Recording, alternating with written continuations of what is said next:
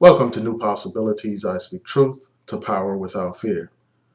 So, you all know that I did a video about this controversy between Boyce Watkins and Evette Carnell. This is a follow up to that discussion. So, for those of you who don't know, Evette Carnell did this video right here entitled Your Favorite Black Capitalists Are Actually White Capitalists. I encourage you all to watch this video. It's hard hitting. She makes some very valid points about Boyce Watkins and people of that particular school of thought. So I encourage you to check out her video. In this video right here that she did, she referenced another video, a video that this guy Charles Wu did.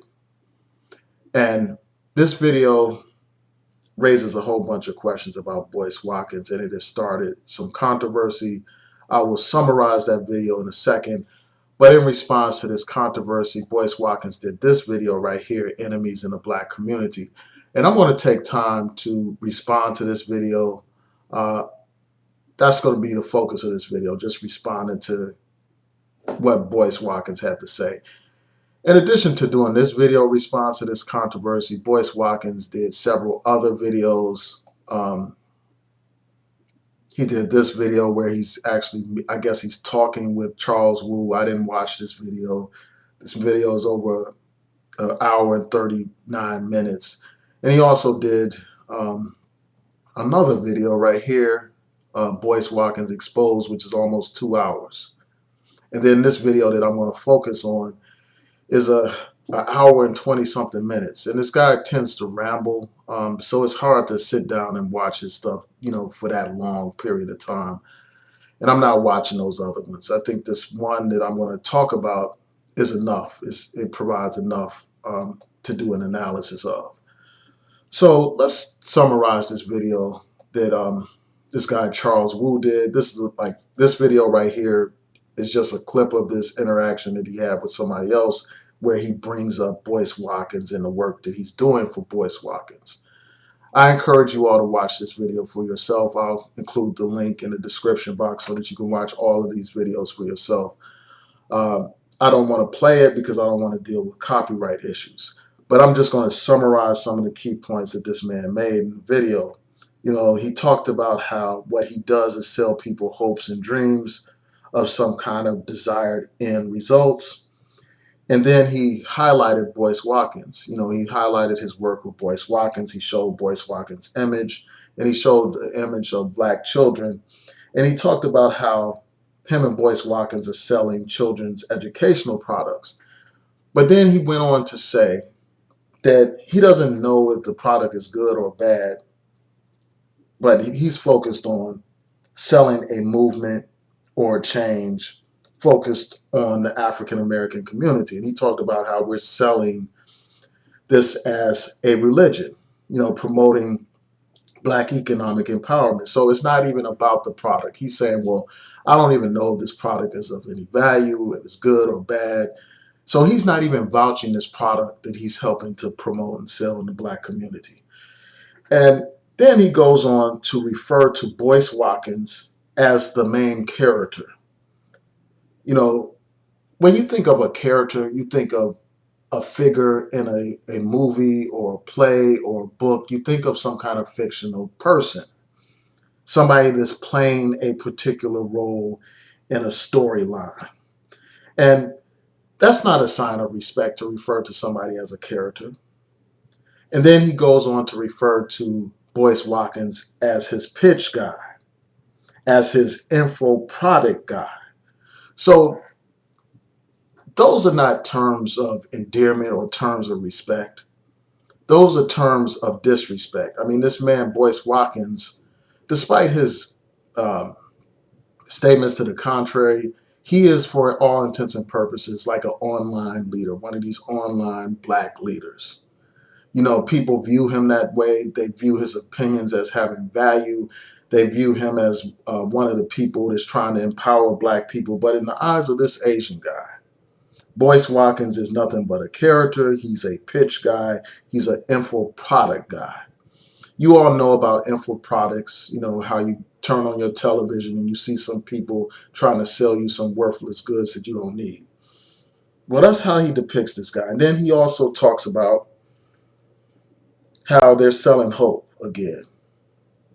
And they're fulfilling that hope with online products.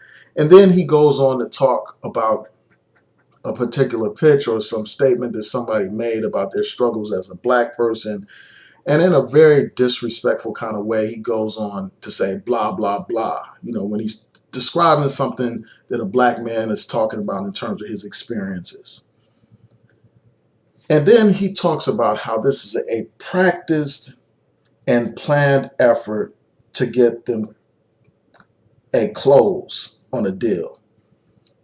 And he goes on to describe an incident where Boyce Watkins started to cry, and he describes that as awesome.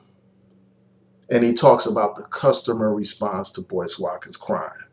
So he's basically talking about how Boyce Watkins' emotional reaction makes it easier for them to sell this particular product, a product that this man is saying that he doesn't know if it's good or bad, but he wants to sell people this product. And basically it's all about money. That's what it comes down to. And then, you know, the person that he's talking to says that you all went from a functional product to an emotional product, meaning that instead of providing people with something that is actually functional, something that will actually do something of substance, he's selling emotions. So that's what Wu did, you know, said and did in this video, whatever. You all can watch it for yourself, judge it for yourself, but that's the substance of it. And this goes contrary to this whole narrative that Boyce Watkins is trying to promote. You know, this narrative of black empowerment, yet he's working with an Asian guy who is disrespecting the black community, who is disrespecting Boyce Watkins. This is not what black power looks like. This is not what black empowerment looks like. So that has generated some controversy. People are questioning Boyce Watkins' sincerity and all that kind of stuff behind this. Now, Boyce Watkins did several videos, as I pointed out, and one of them is this video right here. You know, he spends an hour and 20 minutes rambling, you know, spending very little time addressing the actual issue, which is this Charles Wu controversy. Now, I know he goes into try to address it in prior other videos, like he does some subsequent videos where he's trying to address it. And I understand that. But the thing is, it doesn't take you all those hours to explain yourself. The fact that you spent all this time and energy trying to defend yourself from a 5-minute video clip just proves that how futile your effort is. And in fact, all you're doing is digging a deeper ditch for yourself. I started to watch one video where you were trying to explain it. You were playing segments of the clip. And the more you tried to explain it, the deeper you were digging yourself into a ditch. So let's talk about his actual response. Now, he spent the bulk of his time talking about irrelevant things in this video. And then, you know, when he finally got to the point about this product, first of all, about this whole controversy, the main thing that he did that made it clear that this man doesn't have a leg to stand on is he said that it's not a good look. You know, he acknowledges that it's not a good look. You know, he acknowledges that it came off bad. And, you know, and he says that he had some conversation with Charles Wu following this incident to express his displeasure with the whole situation. So that in and of itself, you know, the fact that he admits that it's not a good look, that it makes him look bad, and that he had to have some conversation, that right there ends the whole discussion. You know, I could stop right there. You know, that video speaks for itself.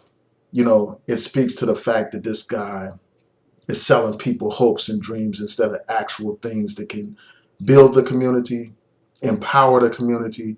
So that's one. The second thing is, you know, it shows that this man, you know, despite all this black empowerment rhetoric, he's willing to partner with people that have zero respect for him. You know, and that speaks to, like, just, you know, it speaks to several things. You know, it speaks to, first of all, the fact that he didn't vet this guy. and that he would have somebody like this on his team that doesn't have any respect for him. And then also it speaks to the hypocrisy. I mean, you can't talk about black empowerment when you're partnering with some Asian guy that doesn't have any respect for you. And when I hear this talk about selling black people hopes and dreams, and when I see this partnership that he has with this Asian guy, it kind of reminds me of the partnership that our black community has with a lot of these Asian merchants who don't have any respect for us. Or not even just Asians, just these foreign people in our community who have no respect for us. They will take our money, but at the end of the day, they treat black people with disrespect. And I could go on and on with examples, but I don't want to go on some tangent, but you all get the idea. They sell black people hopes and dreams, for instance, of trying to be like these white women, for example, with the weaves and all this and that. So that's just one example, but I'm not going to go off into a tangent about that. But this whole controversy undermines this whole issue of Boyce Watkins' integrity, his authenticity, and his trueness to these principles that he talks about. It speaks to him trying to sell people hopes and dreams instead of selling them something that's tangible, instead of providing them with tangible services that can empower the community. So in response to this thing, this guy Boyce Watkins tries to downplay his ties to Charles Wu by saying, well, he was one of a member of teams, like he has a team of 30 members, and he says, well, he was just one of those members. And then he goes on to say, well, he wasn't even a part of the team. He was working as a partner on a limited basis. But that doesn't even erase the fact that this man did the video. It doesn't erase any of that stuff. Now I want to get to this, even though he's downplaying his ties to this guy, you can see right here on this ad, he's featured here.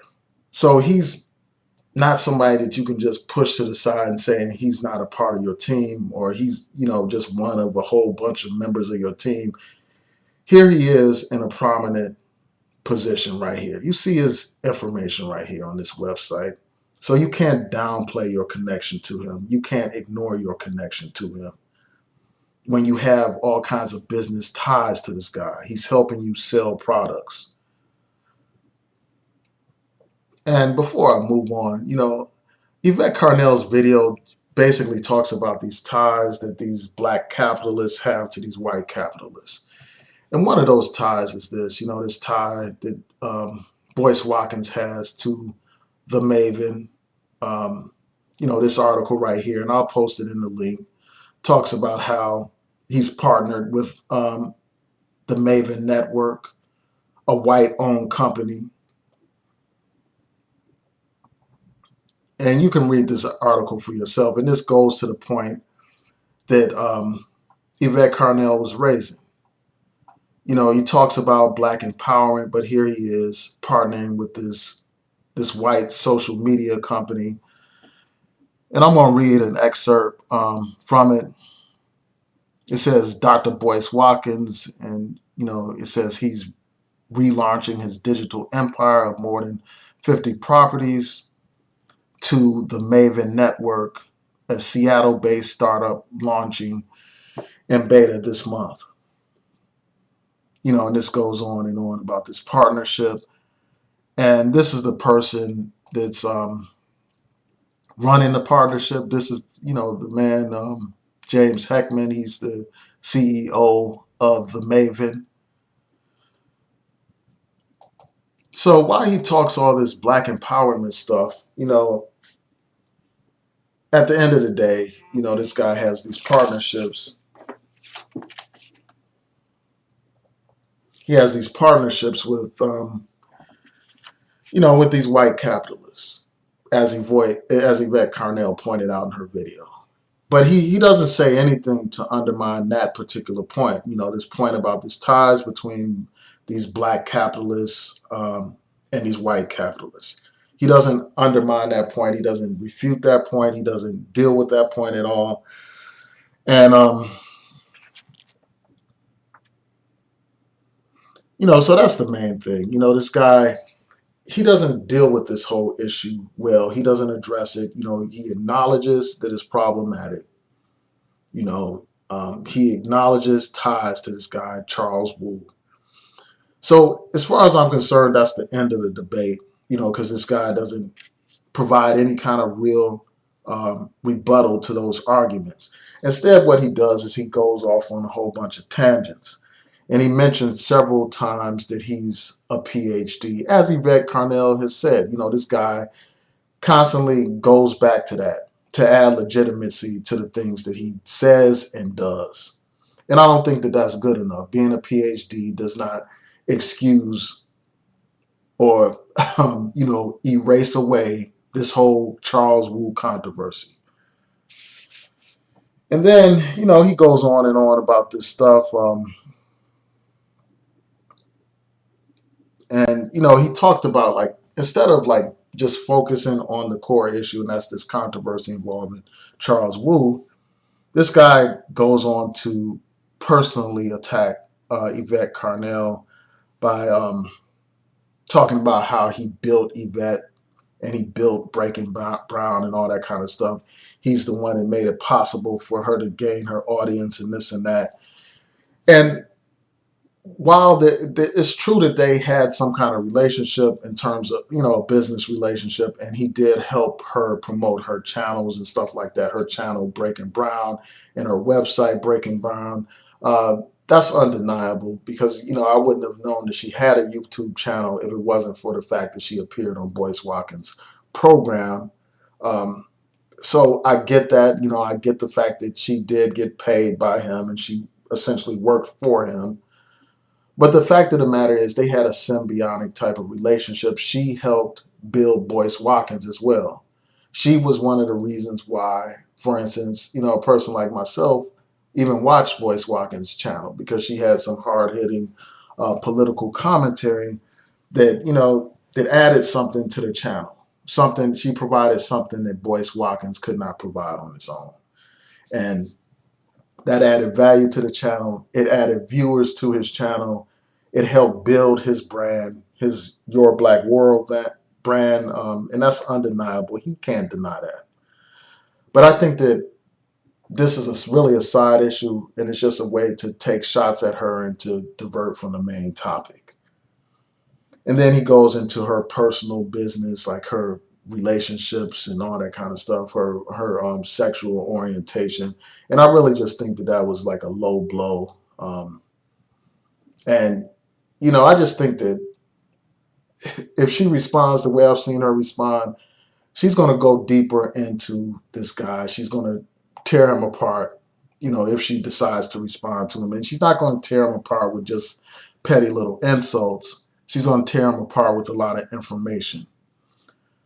She exposed how he wasn't paying these people properly, wasn't paying her properly, even though she was like one of his biggest, contributors to his website and his YouTube channel and stuff like that. But yet he talks about empowerment and independence, but he can't even pay his employees properly. That's problematic. And then, he went into a whole discussion about leftists and how he's opposed to leftists and socialists and all that kind of stuff. And, how he's opposed to groups like Black Lives Matter and this and that. And, he talked about how there are good elements in capitalism and free markets and this and that. And he was basically trying to suggest that leftists are the enemies of the Black community. They are the enemies in the Black community. And this is what I have to say about that, man. Were the Black Panthers enemies of the Black community? The Black Panthers were a leftist organization. The Black Panthers were a socialist organization. The Black Panthers were a revolutionary organization. They were not enemies in the community. Leftists are not enemies in the community. True leftists are revolutionaries, meaning that they want to fundamentally change the nature of society.